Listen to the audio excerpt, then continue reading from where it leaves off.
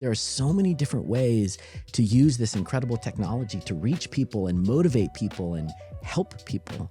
And as far as I'm concerned, as long as we're doing those things, we're like moving in the right direction.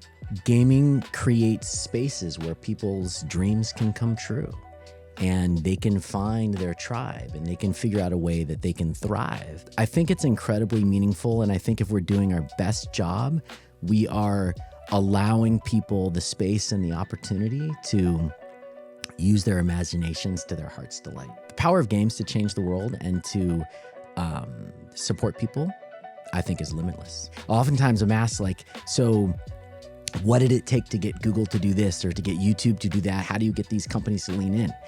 Here's the giant secret answer. So we're super excited to have our next guest, Leo Olebe. Yes. I said that right? Nailed it. I think it's so brilliant to have you here because I know that you're from San Francisco, and you've got that big kind of gaming corporate experience of like EA to Google to Meta to Xbox. But the fact that you're also so passionate about the gaming for good space. And so, we're really excited to have you on the show today. And I'd love you to introduce yourself. Tell us a bit about who Leo is. Absolutely. Ooh, that's a good question. Who's Leo? I don't know. Still figuring it out. I usually answer this question in like two parts. And the first part is I'm just a 12-year-old gamer. I just like comic books and movies and video games and like spreading positivity and light and all of that fun stuff. But like if we're having fun playing games, like that's the first part of who Leo is somebody who likes to have fun playing video games. The second piece, kind of like the professional bits, right, is been in the games industry for, I think this is the start of my 26th year in games. I spent my first 15 years marketing games. So I shipped over 100 games from Disney to Warner Brothers, BioWare, EA, Kabam, Zynga, like lots of different companies. And then in the last like 10 plus years, call it 12 years or so, I've worked on big platforms. So I ran games business at Meta.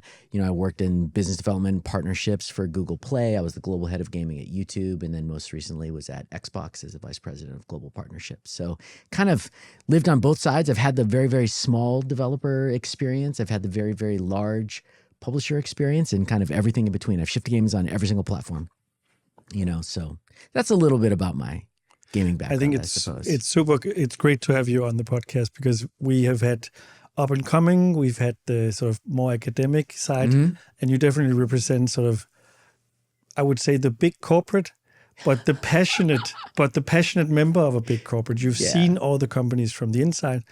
I'm curious to hear, when you think of your continuous championing of diversity and inclusivity and that agenda, why is that not just moral sort of a standpoint? Why is it a business imperative for big corporates as well? So I think there's a lot to unpack there. I think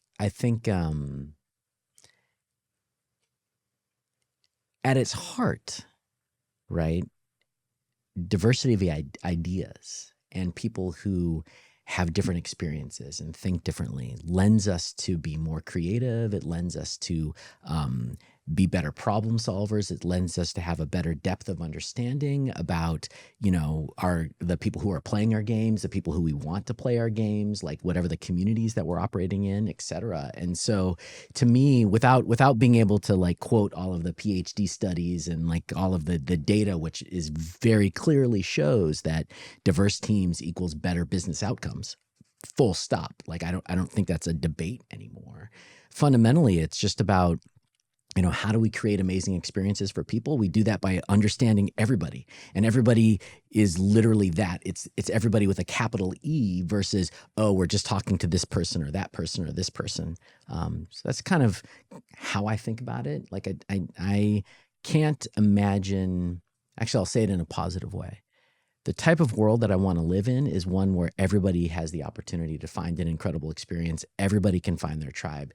Everybody can do something that, lends, I guess, positivity or helps them learn more or whatever. And if we're working towards that, then we're doing something great. I always like to kind of challenge ourselves to be as open as possible. And then just thinking about kind of doing something great, you're also part of the Games for Change board. I am, yes. So what kind of attracted you to take on that role? And Can you just give us some of the examples that you feel are kind of like best in class examples you've seen of games for change? Oh, interesting. That's such an awesome question. So, okay, I have a lot of examples that I use, like when I'm talking to folks about what is this Games for Change thing. If I start with like my why, Susanna Pollack is absolutely incredible. The Games for Change organization is amazing, and they fundamentally think about interactive entertainment as a way to drive positive change in people's communities. And that could be through work with NGOs, it could be work with game developers, it could be work with universities, it could be work with for-profit companies, the entire spectrum. It's like, what does an interactive experience mean in various contexts, and how do we bring people in? So that's kind of like the start of it.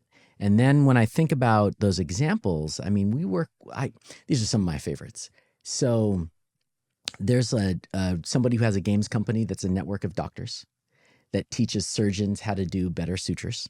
And you're like, well, wait a second. Like, well, that's kind of awesome. And then they have all of these studies to show that if a surgeon plays a game and they practice their sutures, they're actually better surgeons and they have more positive medical outcomes. And then there's all sorts of games that drive awareness of hunger crisis. There's games that drive awareness of the environment. There are all sorts of different ways that gaming, and I'll say interactive entertainment in general, is helping people. I have some more examples. Go for it. Yeah, keep going. Okay, cool. I was like, I can think of more. So like one of my, one example that I find deeply meaningful was Games for Change, I believe, produced call it an interactive experience. And I think it was primarily a VR-based experience called On the Morning You Wake. And for those of you who are listening, watching, et cetera, who may not be aware, at some point in the past, the entire state of Hawaii received a text message that said, nuclear threat inbound. This is not a drill. And like, oh my goodness, like that's kind of an intent, and every single person in the state received the message at the same time. And so this is like a game that kind of explores, how do you feel in that moment? Like, what becomes important? How do you, who do you want to talk to? What is your family experience? What is your self-reflection on maybe the life that you've led? Any of those types of things is just really, really, really powerful exploration of an idea, by the way, that actually happened to the entire population of this, of the state of Hawaii. And you're like, oh my goodness. There's another one that I'm not going to even try to remember the name of it, but it was like a VR experience that took you into the mind of somebody with schizophrenia in order to create an understanding. And then guess what? It tells the story about how, they were able to find a community, through playing games that made them feel welcome and helped them overcome some of the challenges that were presented by, their experience, right? And so it's, in the largest part, this is, how do we create opportunity for people? And that's what I love about Games for Change. I love that as well, because you're kind of putting people in situations where it's, games are great at cause and effect. Right. Let's look at how you feel and look at the different outcomes. I think one of my favorite examples, actually there's a couple.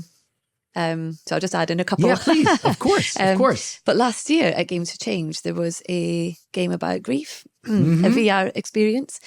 And I know they were kind of, still testing and trying to get people to come along and play the game. And so I thought, yeah, sure, I'll go along and play. And it was really powerful because you start thinking about things that you hadn't really kind of thought about. That's right. And so I think it kind of, it helps you kind of with empathy, that self-reflection as well. Absolutely. But then a few years ago, there was another game called a mobile game, no visuals, no pictures, just text. And it was Bury Me, My Love. Yes. About Syrian refugees. And so you had to play the role Super of, powerful. yeah, because it was so powerful. And you think, it's a game without any visuals or, but the fact that you got to role play. And so Bury Me, My Love is a Syrian saying for I hope I die. Sending notes to each other, right? Yeah, exactly. Because it's about a couple. So it means I hope I die before you, because you can't imagine life without them. Right. But yeah, it's a couple who are sending notes to each other to try and, because they've been split up. So refugees have been split up and they're trying to figure out their way out. So I love the examples that you share, because I think it just really kind of highlights, that's what Games for Change is all about. That's right. Yeah. And I mean, it's connecting people to experiences that they might not otherwise see, understand, or something that they're going through. And you know, at the end of the day, if we can help people by sharing something incredible that they can engage with, then we're doing a good thing, you know. And it's not, and I think what I also love about it is like, it's not prescriptive. There's no one right way to do stuff. There's no, oh, you're a for-profit company, so you're bad, or you only do these types of games, so you're really good. It's not about that at all. It's like there are so many different ways to use this incredible technology to reach people and motivate people and help people. And as far as I'm concerned, as long as we're doing those things, we're like moving in the right direction. What we also try with the podcast is, of course, both the sort of wave making and the momentum that is. How do we amplify that? How do we best? And I think what Games for Change, both at the festival and of course the continuous work that Susanna and the team are doing, or you guys are doing. How do you see that? How does the NGO component help amplify sort of the shared narratives, the vocabulary around doing good through games? Can you elaborate a bit on that? Well, I think the way I think about it, and you know, I would say the team is the expert, the real expert, right? My job is to do everything I can to help them, you know, unlock any obstacle to achieving their vision, right? Like I'm a what do they say in board circles? Like noses in, fingers out. It's like, okay, and probably put your ears out as well, like listen and help and engage. But like the true genius is the genius of the work of the team at Games for Change, making things happen. That being said, my understanding is that when you work with NGOs, it's another mechanism by which to reach underserved populations, and another mechanism to unlock creativity in terms of how you can reach those people, how you can tell unique and interesting stories, and then also amplify the broader message, right? Because there's always going to be, it kind of goes back to the point about the importance of inclusion, broadly speaking, right? Which is, the more people that you include, the more opportunity you have to help people who might not otherwise be able to be reached or helped, or people that weren't even necessarily on your radar. So that's kind of how I think about it. Always super fun working with the UN and different organizations, especially because, again, it's all about creating a mechanism by which to unlock opportunity for those people and those audiences that they work with, versus trying to be prescriptive about it. It can only be done this way. And I personally think that's really, really important, because you never know where the next amazing idea or opportunity is going to come from. Well, you know, thinking about kind of unlocking opportunities, like you've worked in the major platforms. I have. And it's so interesting being in San Francisco, you know, most of them are here. But if you think about the potential, you know, the reach that they have, like how can the major platforms support the kind of new and emerging studios, and especially in emerging markets? Like platforms equal reach, right?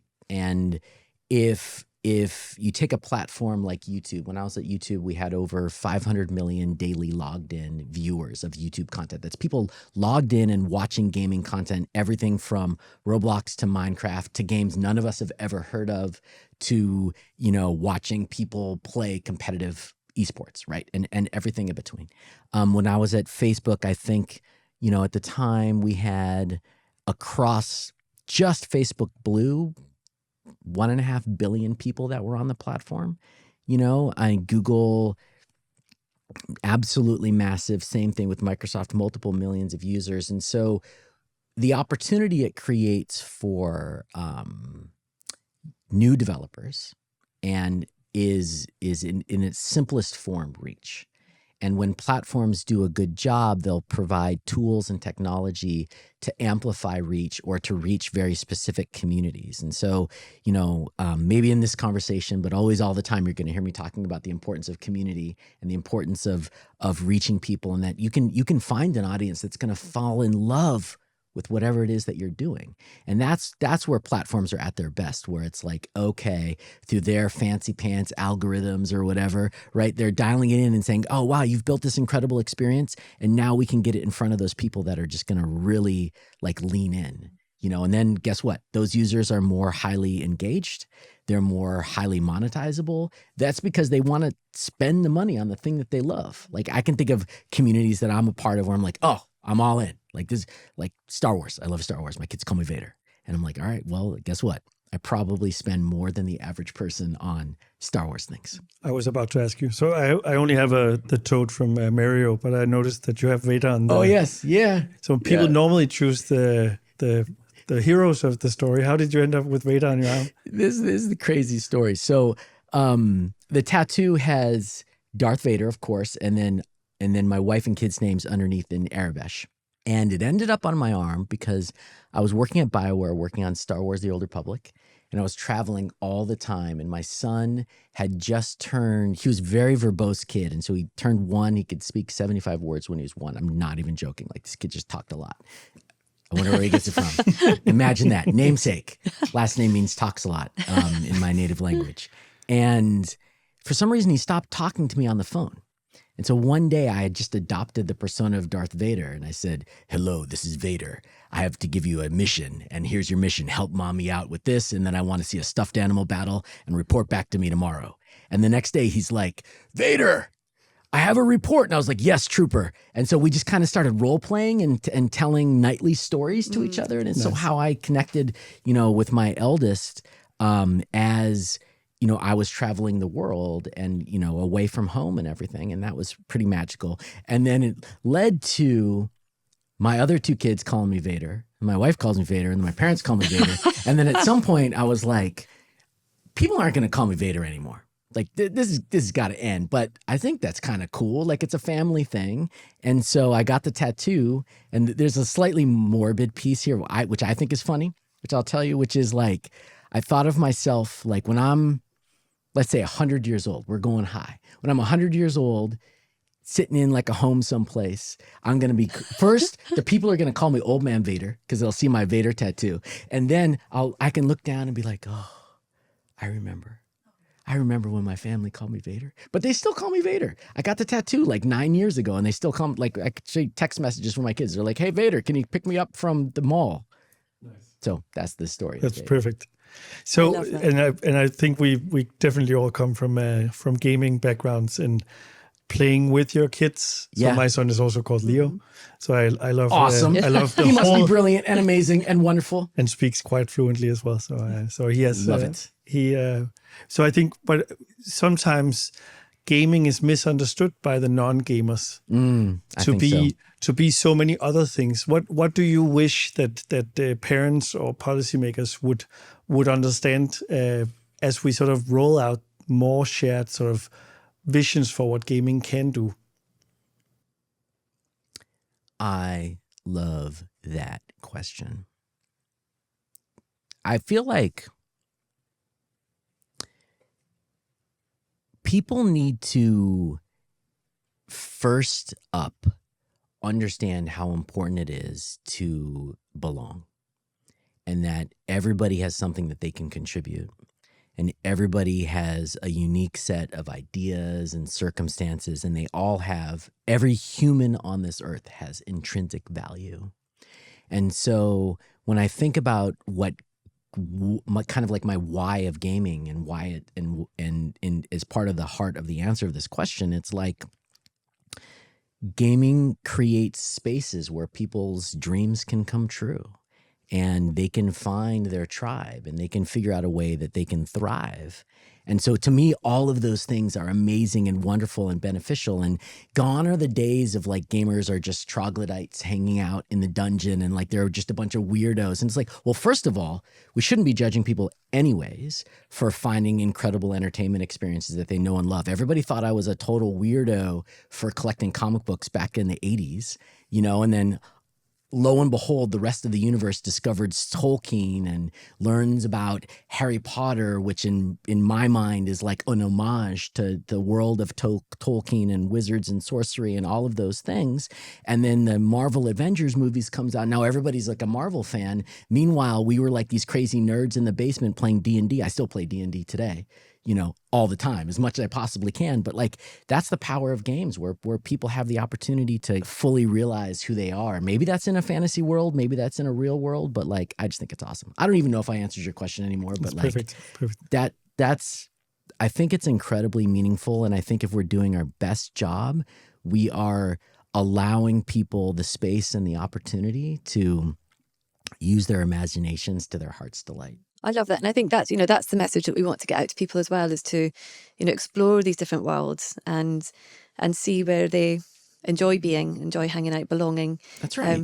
There's a really beautiful scene in the programme, The Remarkable Life of Evelyn, which is about the young man who passed away in his 20s, but he had a muscular disorder, which got worse over time. And he, when he passed away, he had all these kind of friends, and like hundreds of friends stepped up that his mum and dad didn't know existed. But basically he left his password behind. They logged into his blog, and then they realised that he'd been living this other life through World of Warcraft. But there's a really amazing story where there was a mum and her son, and the mum played World of Warcraft and was a friend of Matt's, or Ibelin, in the game. And she had a son who was autistic, and they didn't really have a relationship in the real world. And so Matt suggested to the mum, why didn't you get your son to play World of Warcraft and we could play together? And the bonds now between the mum and the son is phenomenal, because they played that game together, they belong, and that's transcended into the real world. So that's what it kind of reminds me of, is that find those places where you belong, but trying to encourage parents to explore these different places and not be afraid of them. 100%. I think the opportunity for meaningful impact that these gaming worlds creates, and by the way, I think all of the gaming worlds creates these opportunities, is absolutely phenomenal. That is a very beautiful story. There are so many stories of friendships and marriages and everything in between, people who will talk about their lives being saved, so on and so forth, or I found this community that really, really helped me, or I learned something new. It's incredible. The power of games to change the world and to support people, I think, is limitless. I love that story. Our strategic partner Tencent is obviously working right now a lot about healthy gameplay. But when you look broader, what role do you then think that the large tech companies or the larger companies, what responsibility, or how can they best support these type of initiatives? Gosh, so of course I've worked for several $1 trillion tech companies. Sometimes I joke around and I say, Leo, people are like, Leo, what do you do? I was like, I build $1 billion businesses for $1 trillion companies, which is kind of a cheeky thing to say, although I've got the receipts. And so like we did some of that. At the same time, we helped a tremendous number of people. We helped communities form. We, tried to give away as much money as possible to help organizations driving positivity in their world. I think at Facebook, we created the Global Gaming Citizens Program that recognized people bringing positive change to their community and tried to give them a global stage to tell their story.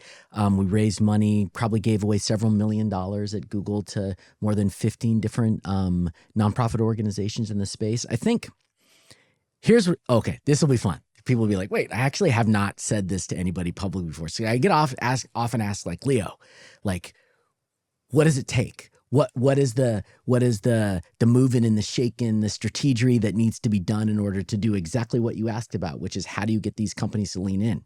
Here's the giant secret question, or the secret answer, which is ask. There are people who want to do good in this world everywhere. There are people in power who want to do good in this world. There are people with budgets who want to do good in this world. And so oftentimes I'm asked, like, so what did it take to get Google to do this, or to get YouTube to do that, or get to Microsoft to lean in on XYZ, or Meta to invest? The answer is ask. raise your hand and be willing to be the person who maybe takes a little bit of risk, and you'll be absolutely surprised the number of people who are willing to say yes. And so I love, what Tencent is doing to say, hey, how do we create healthy gameplay experiences for people and a healthy way of playing games? That's fabulous. Let's go find other things that are companies that are motivated by issue A or issue B, and then lean into it.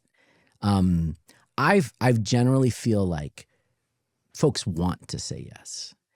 When you're not asked, well, this is obvious, but you don't have anything to say yes to, and then you default to kind of like the call it purely corporate position of we're managing our finances this way or that way, when the reality is there's absolutely room. And then there's a whole nother conversation about like the pure economic benefit that comes back to these organizations when they do things in terms of driving awareness for their brands and et cetera, et cetera. So if you were a player out there, or even an employee at entry level, yep, if you wanted to help the wave making or help your company do better, what's the best way to then get that ask to the finish line?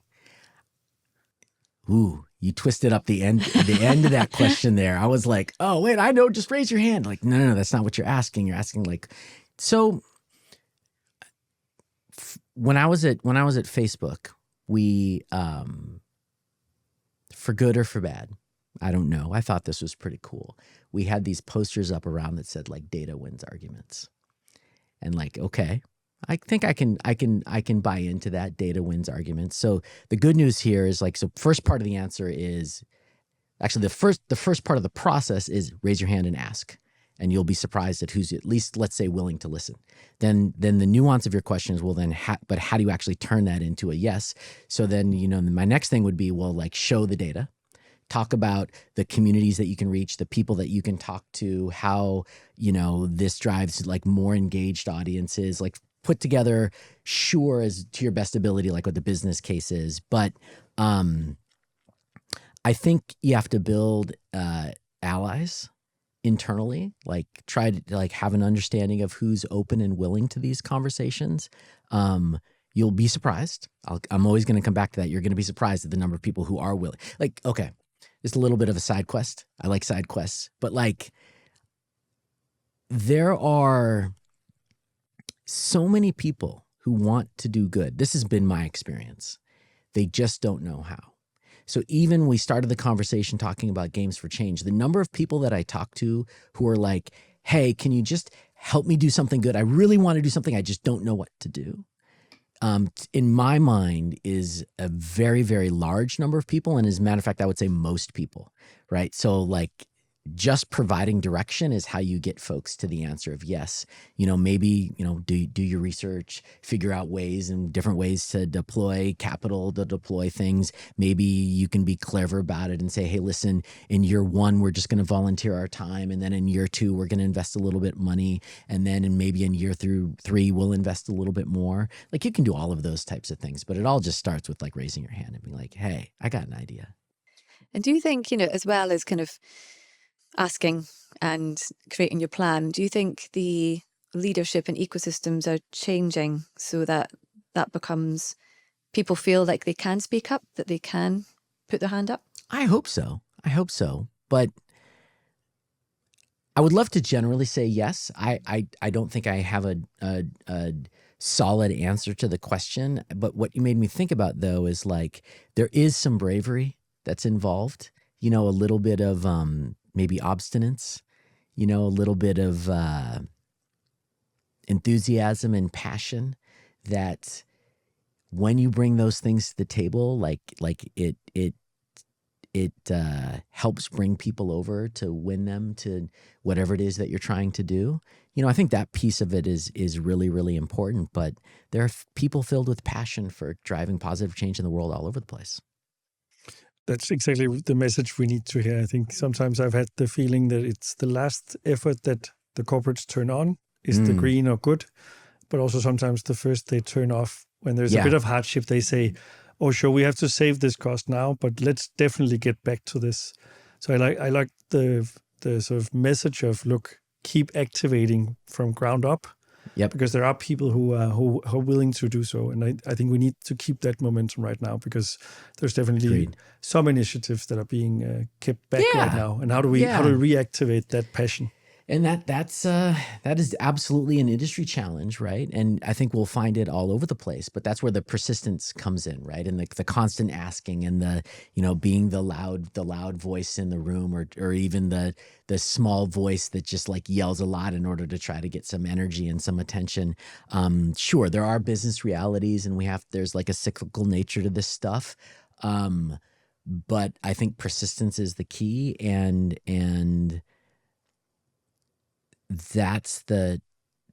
that's probably the best thing that we can do to make sure that it gets executed exactly as you described, which is, hey, we can, there's still benefit to investing in underserved populations. There's still benefit to improving our climate.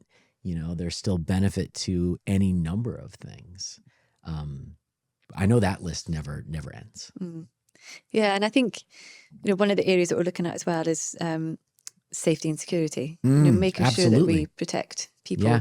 And it's an interesting time right now, because if you think about it's kind of like we're the pioneers. You know, we're facing these new frontiers. And I keep on thinking about, you know, as when we were growing up as kids, you know, and we were being taught how to be safe outside. Yeah. You're taught how to climb a tree, how to cross a road, how to interact with strangers. But that's something that's being passed on from generation to generation to generation. Now we've got this, how do we be safe online? Yeah. And we're kind of this first group, this first generation really, to be thinking about, well, how do we keep our kids safe online? Yep. Like, you know, managing screen time and also the types of content that they've got. And with the corporates as well, it's, I guess it's not just the employees that need to speak up. It's, you know, you've got the parents and the public and the consumer that has to speak up, so that we can work together in tandem to make these spaces safer. So do you think there's more that could be done on the kind of the education side from the corporates, and also the consumers speaking up to create safer spaces for people to thrive? I think the answer to that question will always be yes. I think there's always more that can be done. I think there are always more conversations to be had. I think that every human deserves the opportunity to be safe on the internet, you know, not to, you know, have bad things happen and all of those things. And we'll probably never invest enough. So everything we can do to improve safety, everything that we can do, we do more. Like that's kind of like a very easy. I'll tell you, I have a different. Again, I'll use side quests just because that's like my fun thing today. I spent too much D&D in my past. The answer should always be do more, right? And it should be more conversations with parents, more conversations with students, more conversations with kids, more conversations with corporations. You know, with the speed of AI and agentic AI and AGI, whatever you want to talk about, like there will never be enough education to be had. That to me, that's one part of the answer. Now, my crazy side quest thing, though, and I'll say this is my own personal experience as a parent of 3 teenagers, I think we also have to very deeply listen to young people. I think they are more sophisticated, more intelligent, more savvy about safety and privacy and online activity than we believe they are. Like, in my experience, when I actually dive deep into the conversation with my kids about this stuff and I try to challenge them, and they're just like, dude, that's so like you're 1 year old, 2, we know, 3, like that's ridiculous. And they're thinking about issues and conversations and things way more deeply than we ever were. And I think that's part of just being grown up as like pure digital natives, right? Like I span both sides, right? I come up from a world where you get on your bike, you want to talk to a friend, you get on your bike and you bike to their house and knock on the door and hello, or can somebody come out and play, right? To the dawn of cell phones and the dawn of the internet and all of those like instant communications that we're so used to today. But I think kids today, they inherently, and again, I'll just say in my experience, they inherently know how to communicate online. They know not to tell strangers their home address or any personally identifiable information. Like, And the reason why I guess I'm belaboring the point maybe way too much is just that, like, when adults think that we're the only ones with the answer, we're already doing the wrong thing, right? And so we have to, in my whole thing of bring people in, don't push people out, part of that is understanding that teenagers and young adults are super sophisticated when it comes to these online worlds and communicating with each other. And by the way, my daughter could tell you all sorts of reasons why she's not into AI, and like it's about the environment and the processing. And I was like, one day in the car, I'm like, oh, are you using AI? And she's like, no. And let me tell you the 75 reasons why. And it was like this PhD level thesis coming out of a 14-and-a-half-year-old. And I'm like, this is totally surprising to me. And I was like, she thought way more about AI than I could have ever imagined. It's amazing, isn't it? My he's now 7, but my son, he was 6 at the time, I thought, I need to get him. He does some computing at school, but not enough. So I wanted to kind of get him coding at home, and so we do these classes online. And the first class, he starts talking about algorithms, and I was like, where did this come from? Yeah. You're like, what? Yeah, it's incredible, right? Yeah. Like, so anyways, that's my 2-part answer to the question. I would love to hear a bit more about what you said about bringing people in. Yeah. So that's also our ambition is, of course, to start talking about things in a way that sometimes perhaps doesn't get enough airtime. Can you elaborate a bit about how you see it? Absolutely. I happen to be writing a book on the topic, but I would love to elaborate. And the idea is in my mind really, really simple, right? Which is, if we are creating open spaces and we're creating opportunity for people and we're lowering barriers to entry, if we're bringing people in, you're probably on the right track. If we are doing the opposite, if we are pushing people out, if we are building barriers to entry, if we are limiting things in scope, and that could be in many different ways, but scope of opportunity, then maybe we should think about something a little bit more.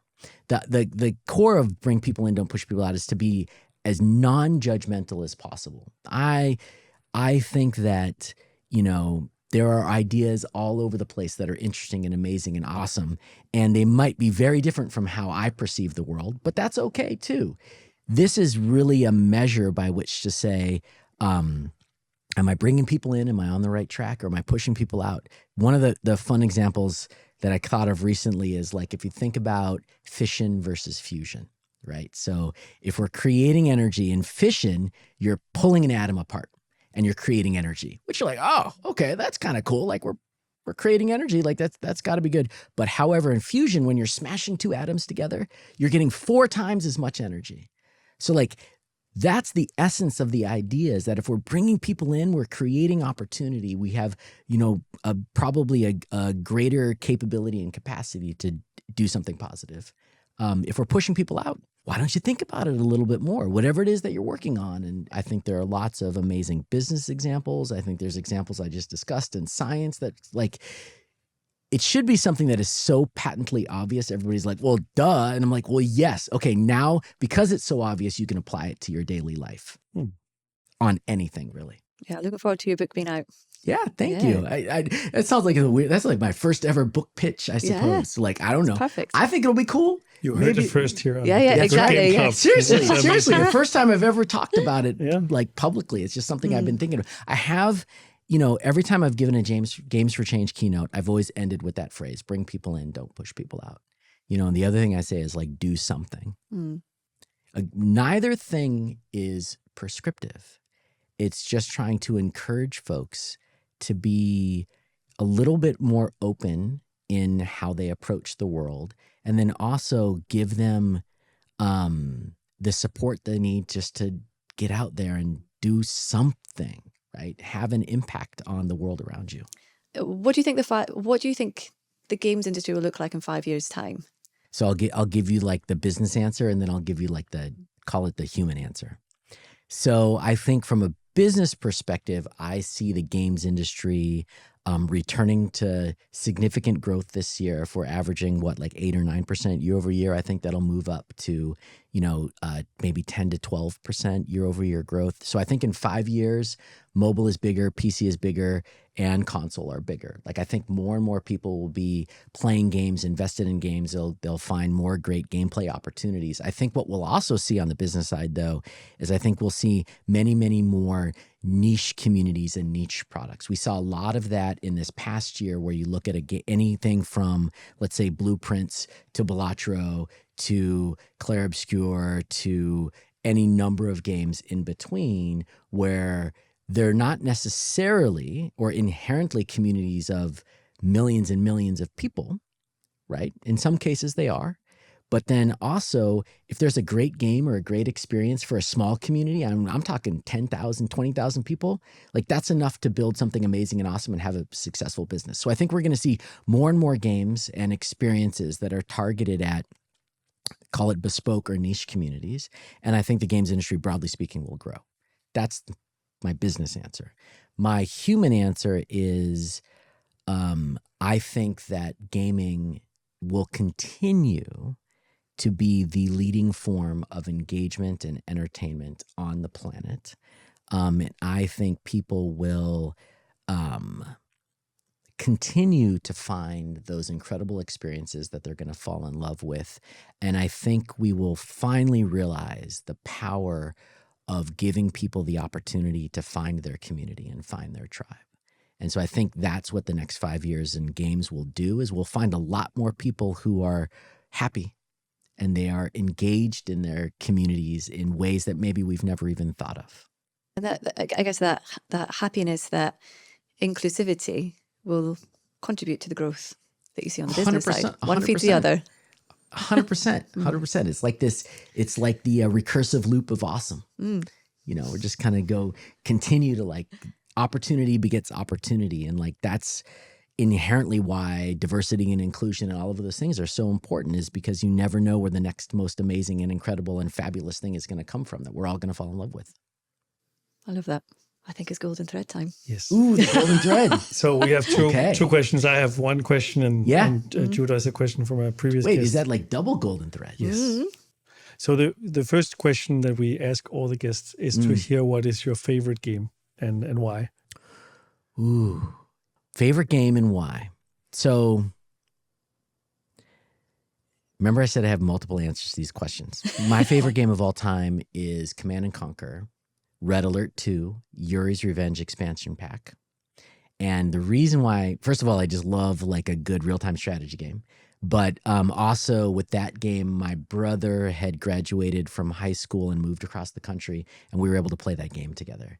And so it just has a very like special place in my heart, not only because it's fun and it's awesome, and who doesn't want to fly around like giant, like, air machines and like do all of that fun stuff, but also like for me, it was a really important way to stay connected to my brother.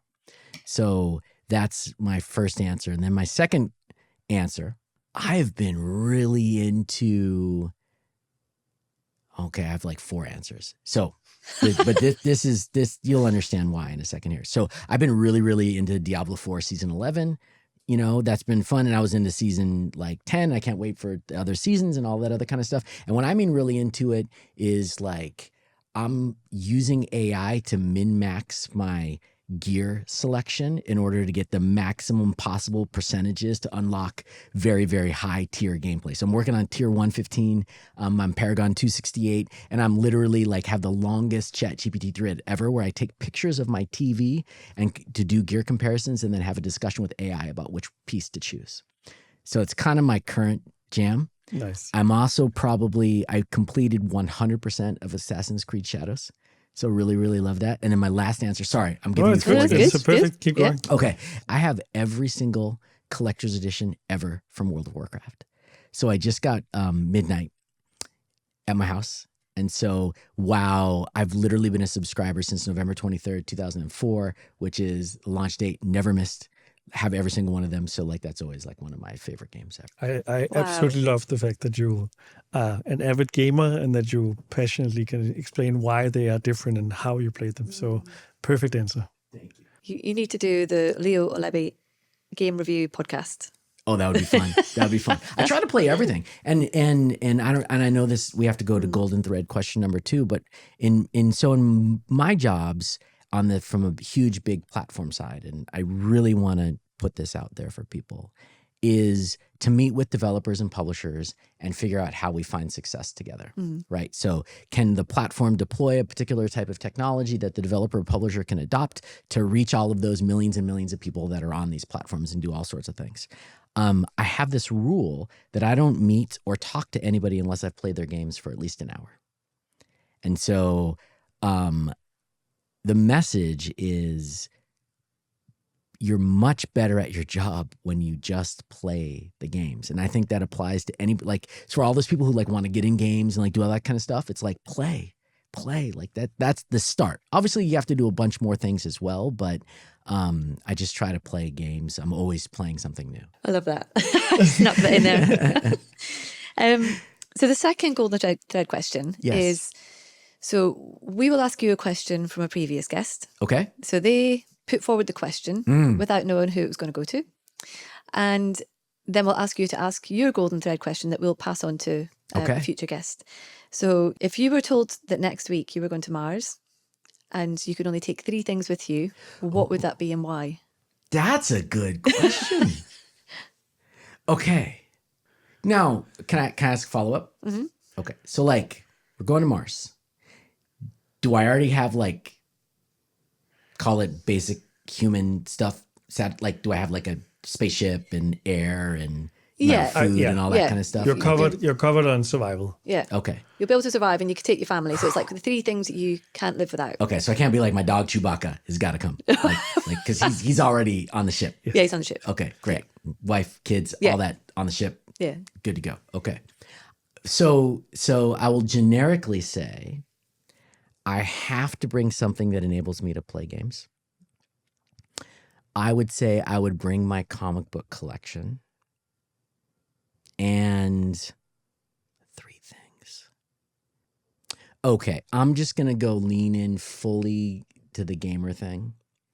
And there's probably actually, this is me. So 100%, the way to play games, I'm going to bring my comic books, and then I'm going to bring a D20 because I play a lot of Dungeons and Dragons. And I play a lot of like, and by the way, when I say I play a lot of Dungeons and Dragons, like, yes, I play like 5th edition rules or 2nd edition when it came out and like all of that kind of stuff. Like, so like, let's go straight line D&D, but I also play all the variants. So I play Star Wars variants of, I call it variants of D&D, but it's really like RPGs.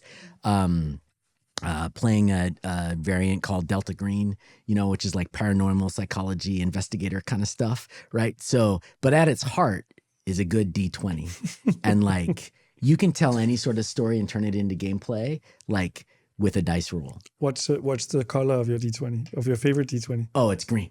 Nice. It's great. And if we were doing this on if from my house, I have this stupid joke that I do on the camera where I have like a little tiny D20, like a normal sized one that's like this, right? And then my friend showed me that you can go out and buy online a giant D20. I actually have a D20 that's like this big, and they're both green. And so one, I'm like, oh, I can do magic. And I'm like, look at the D20. And then I'm like, it turned into a big, it works. Trust me, it works on like one screen video.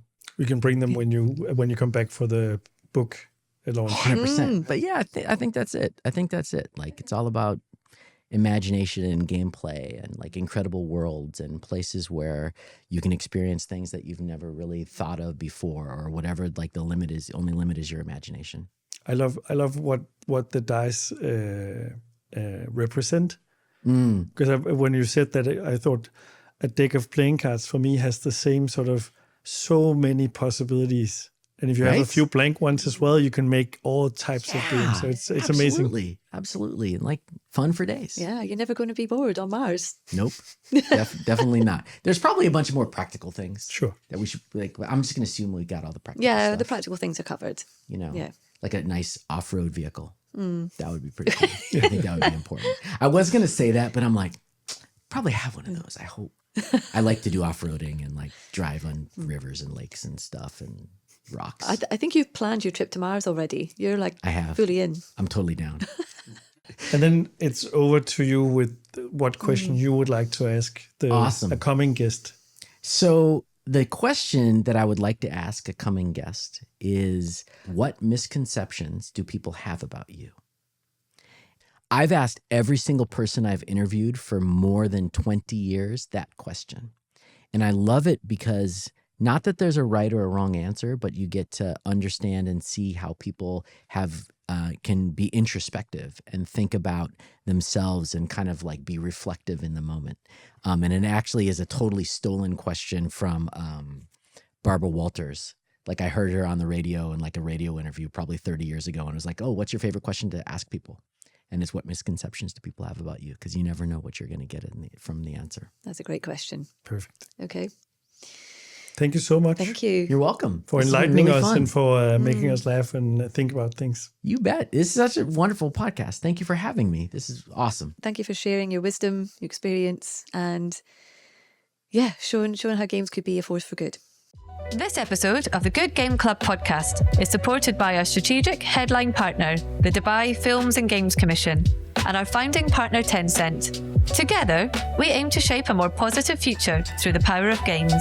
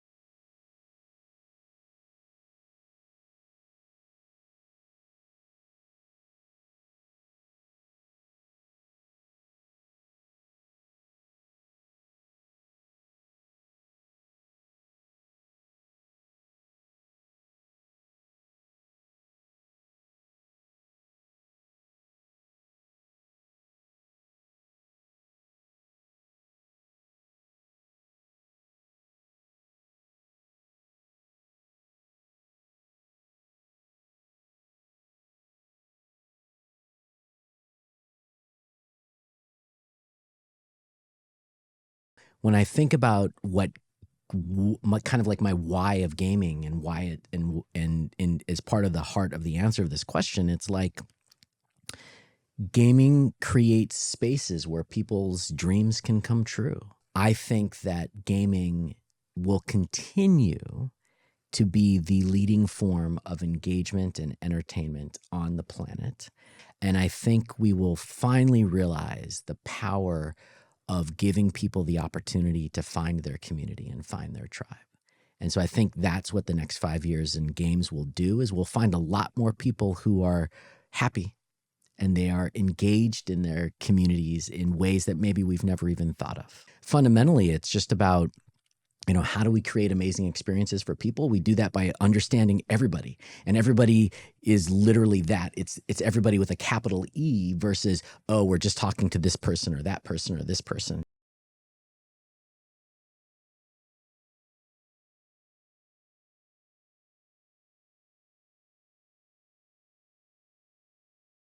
Ask. There are people who want to do good in this world everywhere. There are people in power who want to do good in this world. There are people with budgets who want to do good in this world. And so raise your hand and be willing to be the person who maybe takes a little bit of risk, and you'll be absolutely surprised the number of people who are willing to say yes.